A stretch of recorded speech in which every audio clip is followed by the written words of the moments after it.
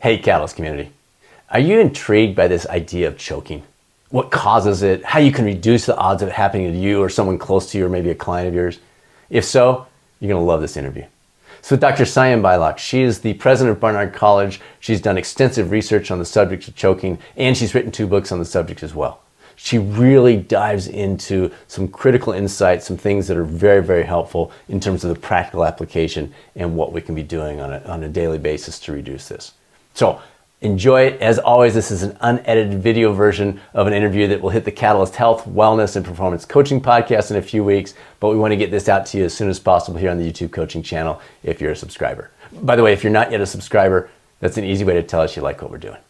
So dig in, take great notes, and let's go be a catalyst. Dr. Beilock, it is such a pleasure to have you here today. Hopefully I won't choke as we go through this interview, but we've got some really important things to talk about today.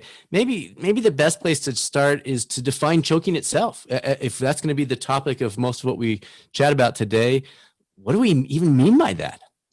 Yeah, well, it's a great question, and I think it's really important to define what it is. And the way I talk about choking under pressure is it's not just performance ups and downs. We all have those.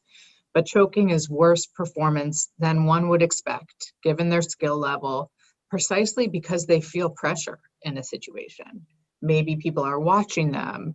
Maybe they're really hoping to get a promotion. Maybe they're trying to achieve something else in an athletic event. Maybe they feel that people are counting on them. Parents, teammates, peers, any of those things can create pressure. Okay. And the question I was thinking about this morning as I was pondering some of the things that we're going to talk about today, what about that person that says, I never choke? Are they not putting themselves in a situation to have the opportunity? Are they never stepping up if they have that kind of perspective? First of all, I don't believe that this person never chokes, right? And I think, it's interesting. We often talk about choking in really high profile events like Olympics or sports or a job interview, but there's all sorts of times we choke. For me, it's parallel parking in front of my, I'm a really good parallel parker when he's not watching. But when he's in the car, it takes me 2 tries. For others, it could be just introducing yourself at a party, like you start sort of stuttering or you don't listen to someone when they tell you their name. Those are little choke moments. So it's an awareness of the potential and tuning into, you know what, I could have stepped up a little bit more there. Yeah. Okay, good. Yeah, I was thinking the same thing. We think of the field goal kicker who misses that national championship opportunity or the free throw shooter, but this is true in all areas. Now, test taking jumps to the forefront for me. I'm sure a lot of the folks at Catalyst Coaching Institute, we have a lot of folks that are sitting for the national board exam, and we have a lot of people that say, you know what, I get really nervous about the exams. I haven't done this for a while. I'm coming back, and we walk them through some of those things. But in that setting, can we just kind of take a quick sideline for, especially with your role as the president of Barnard College, have you seen some things that you've been able to do at the college, or you've worked with others to help them in that setting of actually doing a test-taking setting? Yeah, I mean, testing is a really one of the places that people talk about choking, right? They often can't pull out the kinds of performances that they pulled out in a practice test. Yeah. And so, what my research suggests is that you not only have to learn the material, but you have to learn how to be able to tell people that material or put it down on a test in that important situation. So one of the most important tools is to practice taking tests. We often review material, read the book, but we don't often sit and practice doing what we're going to have to do in the high pressure situation. And in athletics, we talk a lot about this as closing this gap between training and competition. And you've got to do that in the test too, because if you're not used to answering the questions or doing it under a time limit or having other people around you, then you actually haven't practiced the skill that you're going to need to show. It's not just the knowledge, it's the fill in the blank, all the other things. It's the being able to show it. And, another interesting phenomenon is that when we go over something in a book, it's right there. So we feel like we know it, right? But can we actually close the book and then repeat it or answer a practice question? That will actually give us the real sense of whether we know it. And oftentimes people talk about choking in tests, and sometimes I think they actually, it's not necessarily that they've choked, they just haven't studied the right way. So they have higher confidence than they should that they know the material without the book or prompts and other things there. And you'll get to know if that confidence is warranted by taking a practice test. Yeah. Yeah. That's good. That's good. All right. So range of setting, we've talked about field kicker, Olympics, test taking. Are the strategies that folks use or the things that you found in your research to utilize, are they similar for example, you talk about in your TED Talk being a pretty high level soccer player, a goalie of all places, the spotlight is on when you're going, you're all on. Is that similar to the strategies you'd use in your current role as president of Barnard College, or someone would use in a test taking situation? Are they similar strategies, or is it site specific, situation specific? Yeah, so in my book, Choke, I talk a lot about different areas of performance, whether it's leading a big organization or athletics or testing or public speaking.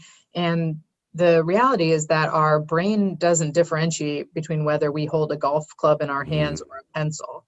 We choke in very similar ways. And there's a whole toolbox of techniques that need to be used or that can be used, and those can be used across different situations. It really depends specifically on what you're doing, and it's about figuring out what works well for you. So I talked about practicing a little bit, closing that gap between training and competition. That's certainly something to use in athletics, right? So if you're going to have to perform and you're inviting your friends and family to that big day and you've never had them watch you at practice, you might want to think twice about that, because even though they're there to support you, they can be your biggest fans. It also creates expectations for success. So maybe you want to get used to some of that in a practice situation. And if you can't have your family there in practice, do something to increase the pressure. Videotape yourself, or set some goals for yourself about what happens if you don't meet them. Anything that mimics what's going to happen in the real do or die situation. So it's upping the game. It's changing the penalty for mistakes before the real penalty kicks in. Yeah, and you then start to learn, and you can practice all the different techniques that I talk about in my book, Choke, and that we know from research actually work. So just as an example, when we have a beating heart and sweaty palms before a big event, if it's a pressure situation, we often tend to interpret that as a sign we're about to fail, right? Oh no, I'm really nervous. But it turns out that physiological response is also the same response we get when we're happy and excited. Like if you were surprised at a surprise party, or, if something great happened. And it also turns out that if you can reinterpret that physiological response, if you can remind yourself that beating heart and sweaty palms is not a sign you're going to fail, but instead a sign you're ready to go. And in fact, if you didn't have those, you wouldn't be up and as motivated. And that beating heart is pumping blood to your brain so you can focus and think in the right way.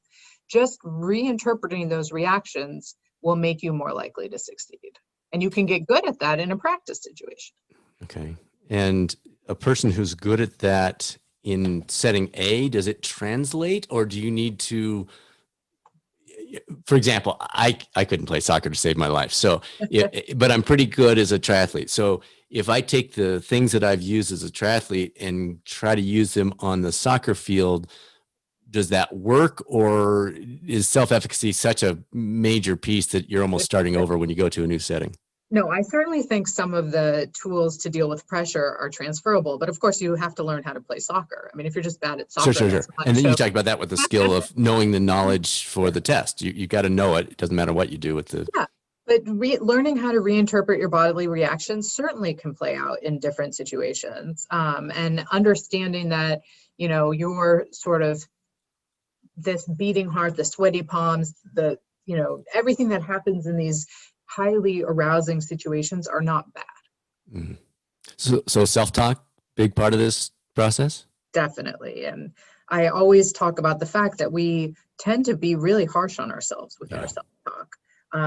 Something that I think is especially true with women, and I lead Barnard College, which is the premier educational institution for developing women leaders. And we tend to be pretty harsh. We are perfectionists. I mean, this is true for everyone. It especially tends to be true for high achieving women. And some of the stuff we say to ourselves we would never say to a friend. And I think just understanding that realization that you really can beat yourself up. And if you were trying to help a friend, you'd never say some of the stuff you say to yourself. So why not have that most important conversation, that one with yourself? Why not talk to yourself like you talk to a friend? With a friend, you can tape the conversation. You can, are there strategies you can use or things that you've encouraged people to use to catch yourself? Because I agree. I think women absolutely, men are terrible as well. We're just hard on ourselves. I would never say the things to our kids or to a friend or to my wife that I say to myself ever. And yet I continue to do it. Are there ways to catch yourself and tweak that a little bit? Yeah, I mean, there's definitely some techniques. So first is just realizing that this happens, being aware of it. In psychologists often talk about this idea around self-compassion, which is really what it is. Giving yourself a break for not living up to your own expectations. And it's really an important skill to develop. It's a skill, a practice, like anything else. So if you find yourself constantly in that negative ruminative cycle, there's a couple of things you can do. One is to actually talk to yourself, distance yourself. So instead of like, oh, I did so bad, I would say to myself, Sian, you can do it. Or Sian, here are the 3 things you did well. Actually talk to yourself like you're talking to a friend. It creates this sort of psychological distance and you're less likely to beat yourself up. A second is to really try and catch yourself when you're in that downward spiral. And another really helpful thing to do can be just to write it down, write your thoughts and feelings down. And our research and others have shown that what this actually does is give you a little bit of insight and perspective. So it's kind of like that really nasty email you write that you're not going to send, but you write and you feel better. And you kind of realize maybe the situation isn't as bad as you thought, or maybe there's another side of it. Getting it down on paper can almost download it from mind and allows you again to distance, to step back and to understand what's going on. And, the third is that we want to give ourselves a break, not just for being hard on ourselves, but, for the fact that we actually even have these feelings. I think sometimes we feel sort of ashamed or, I can't believe, I'm ruminating so much or I'm worrying about this. But actually just acknowledging that it's okay to worry about it. You don't have to worry about the worrying because everyone does it and you're human. That's part of this sort of self-compassion. And as you do these things, do you find over time that there's less need to do it? Or is it always there and you're just hitting the margins a little bit more? Yeah, I mean, I think of it as akin to hitting a tennis ball against a wall. At some point, you don't have to think about it as much, right? It becomes more automatic. And the idea is actually to turn some of these self-compassion techniques into habits, right? Where you are on this downward spiral and you're ruminating and you can catch yourself. And either you step back or you then deliberately, instead of, just continuing, you step back and say, okay, here's what I can control. Here's what I can't. Here's what I did well. Here's what I didn't. Anything to sort of get you out, because it takes a lot of mental energy to sort of run around in a circle in your head. Yeah. As I was preparing for this interview, listened to your talks, several interviews that you've done in other places, the practicing piece is a high priority. You've mentioned that. You've given us some tips. What does that look like on a daily basis? Is it something where literally, okay, I jump on my bike an hour a day and I also 10 minutes a day do this thing? Is that what you're talking about? Is it more catch yourself in the moment and work through that? Or is it literally something that it's part of every day? You can make it part of every day. I think it's not one or the other. So for example, you might journal every day, right? So get your thoughts down on paper. It's a way to sort of catch yourself if you're having negative thoughts. If you had a bad performance at a last competition, you might spend 5 or 10 minutes a day reinterpreting that performance, right? Not thinking about how you let down yourself or your team, or you're so disappointed, which is something you're probably doing automatically. You don't even have to practice it. But what did you do well? Or, what are you going to change for the next time? Actually spending some time, carving out some time doing that will help you really reinterpret and rethink what you had done. And there's research that shows that when you can reevaluate negative situations in that way, you're less likely as time goes on to have such negative reactions to what happened. Interesting. So it is a training process. You get better at it. You get better at it. And it's just like how you would train a muscle. When we have a negative experience or when we something goes wrong, we have areas of our brain, cells in our brain that react. And those can be very much akin to our negative alarm signals, the kind of signals that went off when we were previous iterations of our species having to get up the tree when the lion was coming. I talk about them as sort of our neural alarm signals. And the idea is to figure out how to train your mind to help calm those down. Not necessarily to turn them off, but to help it such that they don't take over our thoughts and feelings. So the reinterpretation, help me walk the line of being too easy on ourselves and the reinterpretation process. So I messed XYZ up, and there's one end of the spectrum, and I'm talking extremes here, obviously, but bring us back to the middle. There's one interpretation of, oh, I'm such an idiot, that's terrible, blah. And the other one of, oh, you're fine, you're loved just like you are, it's all wonderful, it's all good, no problem. Walk us through, neither side is valuable. Yeah, and I would argue that those two extremes you just gave were not about what you actually did, right? They were just about how you feel. So the question is then, can you turn it to what you did? Okay, like I'm just going to take something like a swimmer. Maybe they didn't get off the blocks fast enough. Maybe their stroke wasn't fluid. Like, what did they do wrong? That's fine to talk about. And what are you going to change for the next time? Or why does your previous experience let you know that you'll do better the next time? Make it specific. Take it out of like, I'm so great or I'm so bad. What did you do wrong and what are you going to change for the next time? Because research shows that when you have some control over a situation, you might not have control over the whole situation, but you can certainly work on getting off the blocks quicker. Then you actually are less likely to worry. Those neural alarm signals are less likely to go off, and you have more ability to focus on what you want to focus on. Yeah, good. So making it a little more objective. All right. So you also discussed the goal isn't to avoid focusing. The key is to focus on the right things. Can you give us some examples of the differentiation between these two?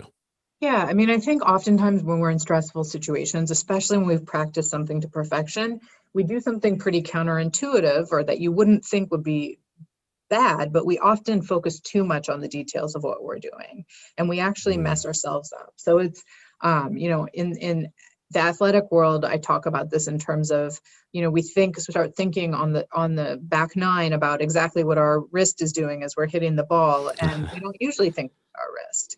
And it actually disrupts a fluid performance, but this can happen anywhere. We've all done this where we raise our hand to ask a question or to make a comment when other people are watching us, and we start thinking about every word coming out of our mouth.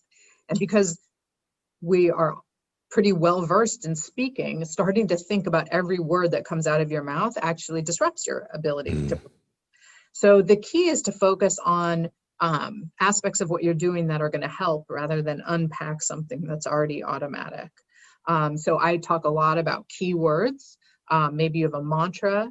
I do a lot of work in golf. So a swing thought, a couple things that you're going to focus on. And this is true in all sorts of situations. When you're sitting for a test, maybe you've figured out that your problem is that you like dwell on an answer. It's a time test. And instead of moving on, so maybe your mantra is move on, right? Anything that sort of helps you get out of focusing too much on the details to get where you need to go. If you're giving a pitch to a client or you're giving a talk, what are the 3 things that you want to get across? Nothing else really matters. That's your mantra, right? That's what you're going to focus on every time you go back to those worries.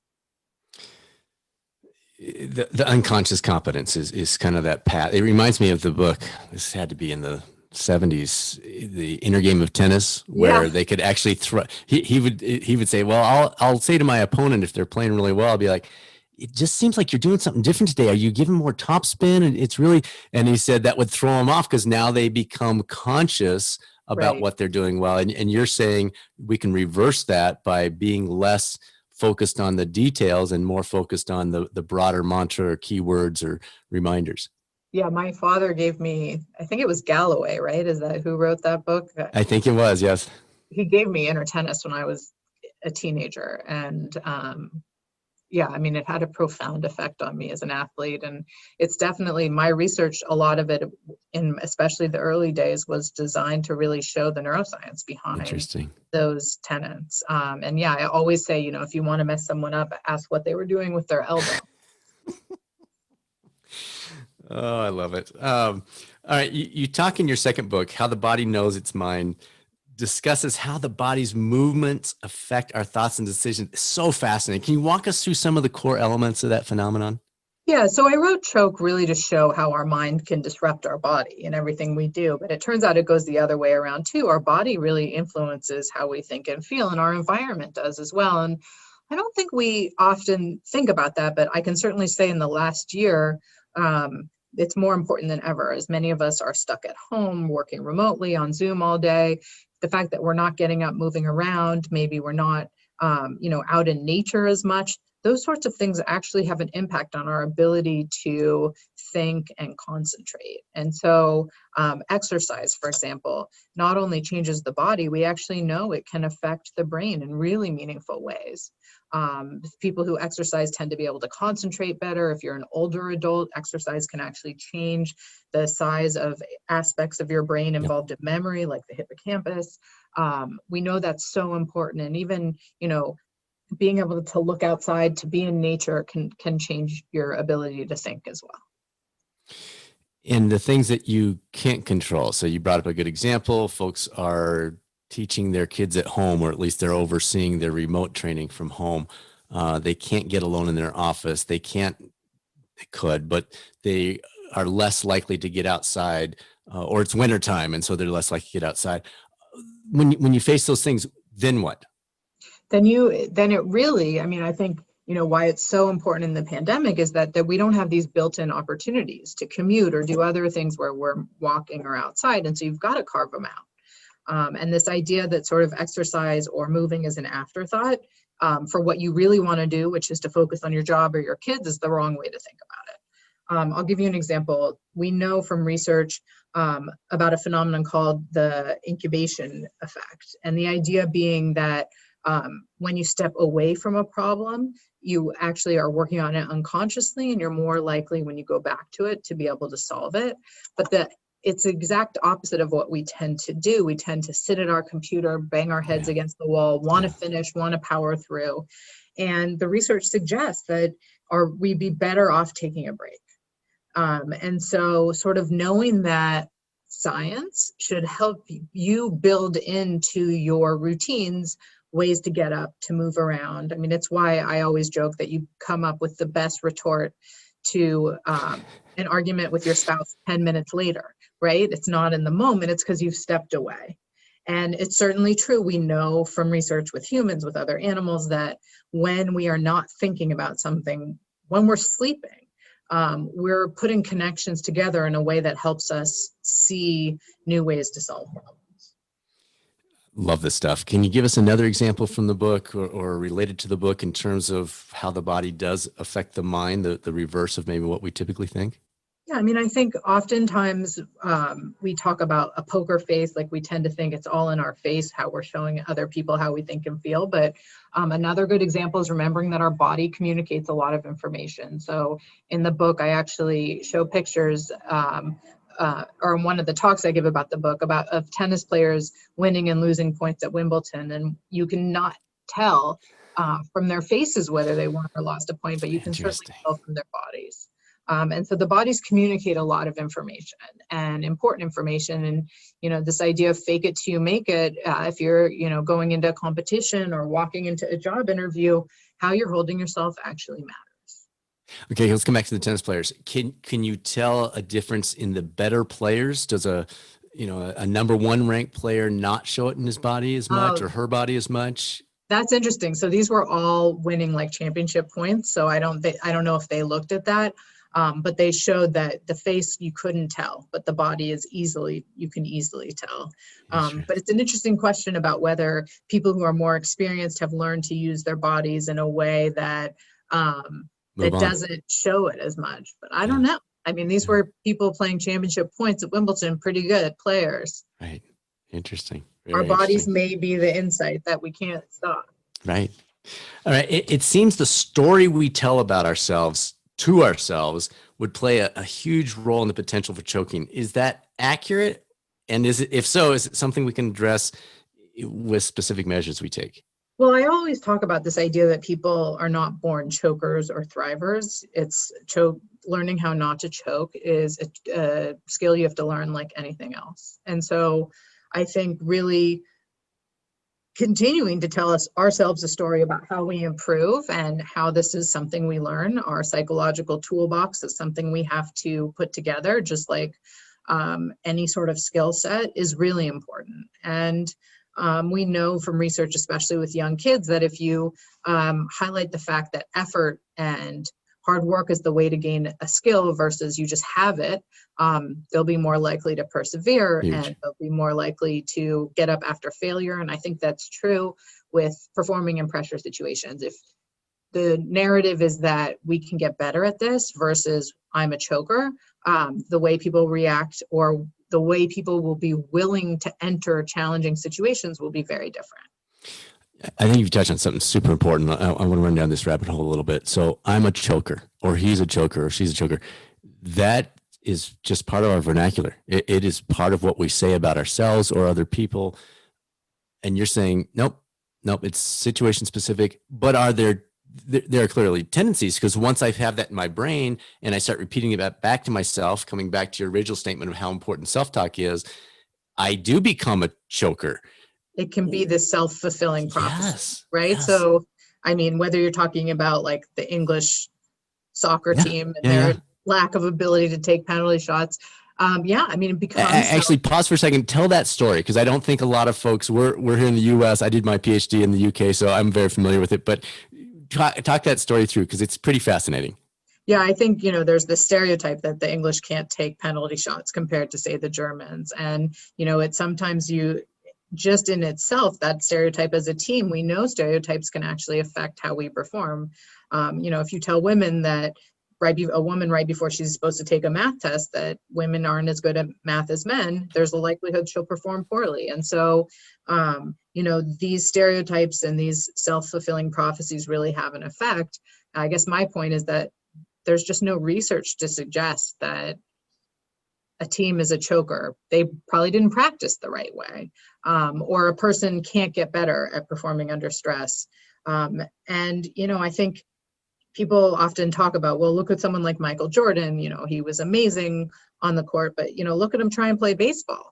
I mean, he was better than you or I, but he also had his choking moments. There's just not a lot of evidence that you're born one way or the other, that you're a choker or not. But there's certainly evidence that if you start calling yourself a choker and you continually sort of put yourself in that category, there's really this notion of a self-fulfilling prophecy is real. And the soccer team story, they were able to change it somewhat. Yes, and they changed it by how they practiced. Instead of just practicing by themselves, actually putting themselves in competitive situations, practicing with things on the line, competition, others watching them really mattered. So they built that, the coach built that into what they were doing on a daily basis. And as a result, their outcome was different. Yeah. Excellent.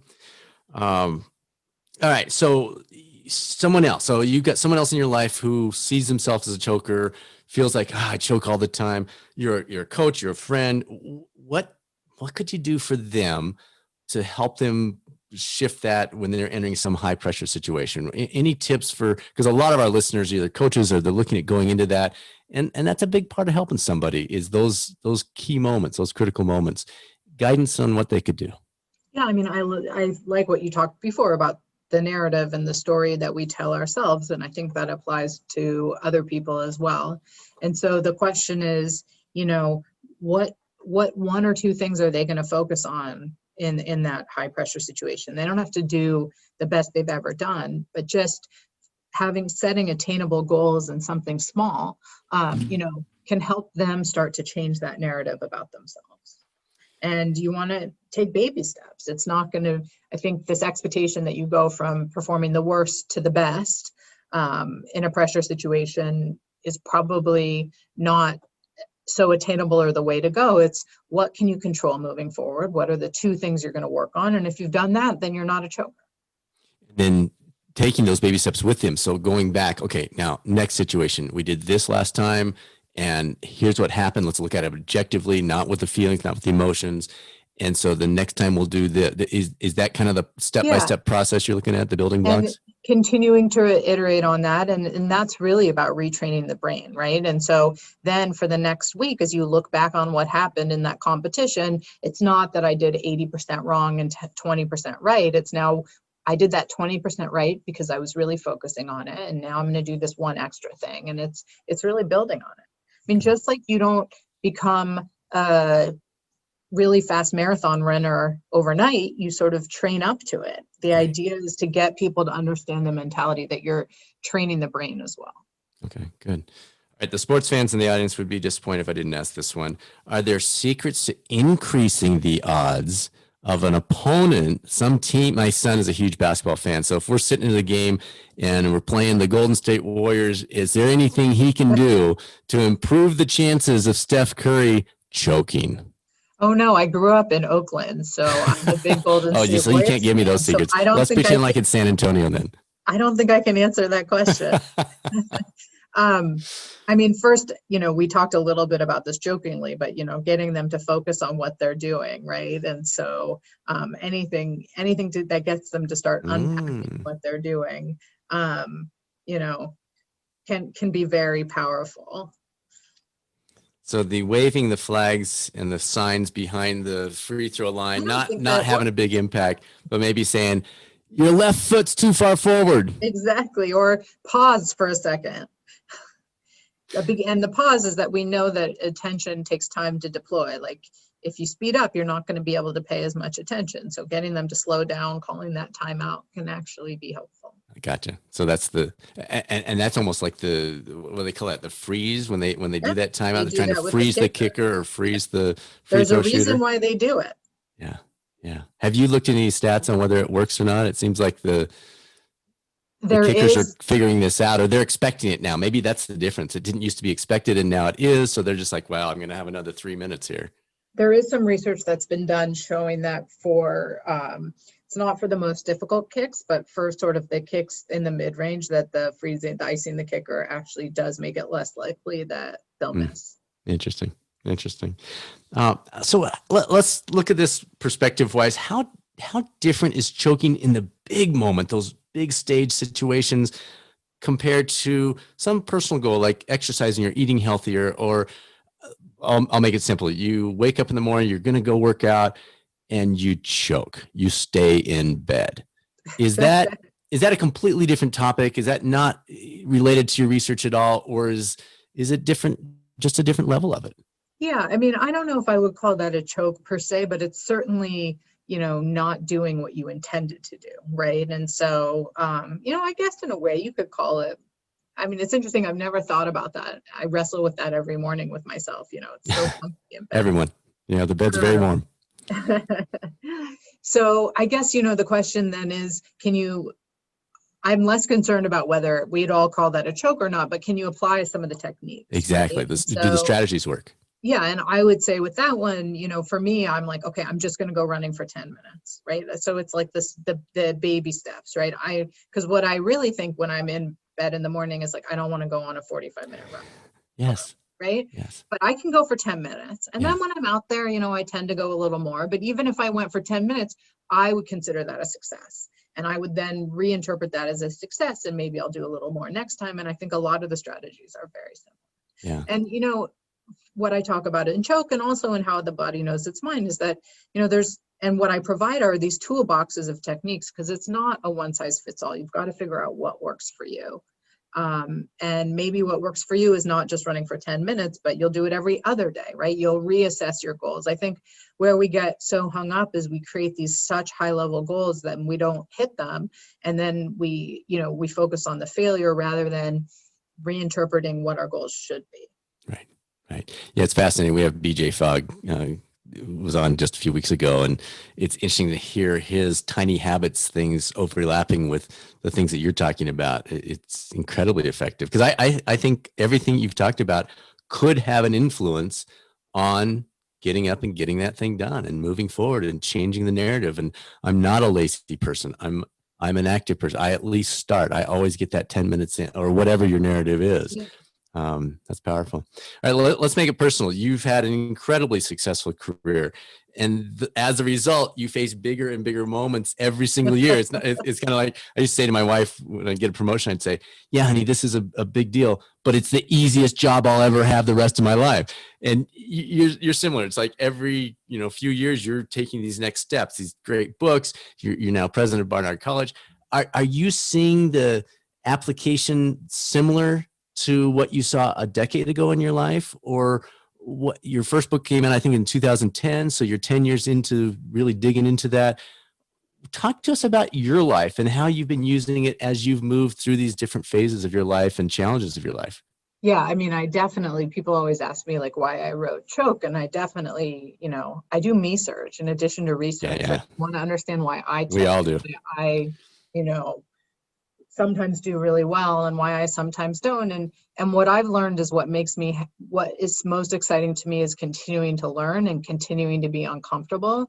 And so, it was much easier to be uncomfortable early on, I think, when everything was new. And then you get good at something or you get more comfortable. And I'm always kind of searching out for the uncomfortable situations because that's where I get the most enjoyment or bang, I guess, for my buck. But it becomes really, I feel you have to search them out, right, if you're going to grow. And so doing something you wouldn't normally do, sticking your neck out there, taking a new direction, taking a leap in a way that you hadn't expected. And where I find myself, even in this last year with the pandemic and running an institution of higher education, I think, my proudest moment of the last year is that I've become more comfortable with not knowing everything and not having a playbook and being uncomfortable and living in that uncertainty and knowing that I'll be able to react in the moment. And, I hope I can continue that.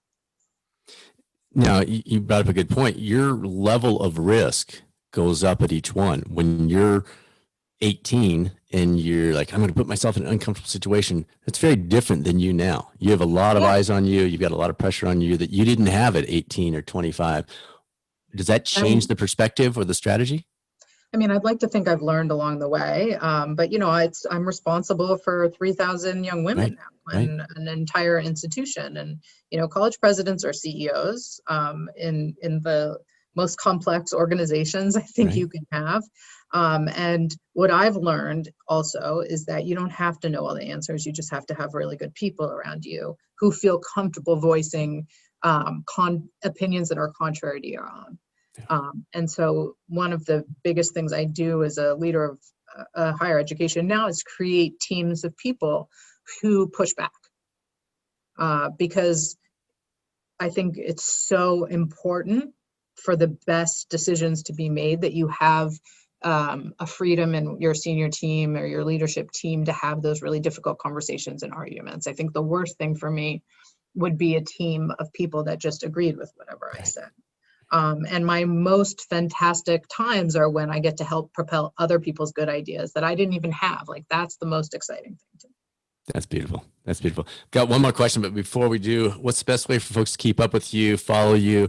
I know you're on Twitter. What learn more about the college? Give us the whole rundown here. So you can look at, I'm on Twitter as Sian Beilock and on Instagram as Pres Beilock. And you can go to my webpage, which is sianbeilock.com. See my TED Talk, and I'm out there writing a lot. So, yeah. Very nice. All right. Final question, just to wrap up. Any words of wisdom, things that I haven't asked that you're like, oh, he forgot to address this one thing? Is there anything you'd like to leave us with kind of in summary or things that got left out of the conversation? Yeah, I mean, one thing that I talk a lot about these days is the importance of having multiple identities. So I'm a mom. I have a 9-year-old. I'm a college president. I'm a researcher. I'm a very slow runner these days. But all of these things help me be a whole person. And one of the things that I think is really important is that when you have a crappy day in one, you can fall back on the other. And there's a real mental health component to that. So thinking explicitly about all your multiple identities and valuing them. You know, if I have a hard day at work, I go home and hug my 9-year-old. And when my 9-year-old tells me I'm the worst parent ever, I can be excited about someone telling me something great at work. And really focusing on that can be really beneficial. Maybe you're a good friend or a good cook. Anything that really rounds you out. There's a power in being able to look at those different aspects of yourself in a moment when you're getting kind of pounded in one. Warren Buffett would be proud. That sounds like diversification. I love it. I love it. Of your individual person. Exactly. I love that. That's a great way to wrap. Dr. Beilock, such a privilege. Thank you so much. You've got so many things on your plate, and I appreciate you joining us today. This is wonderful. Thanks for having me.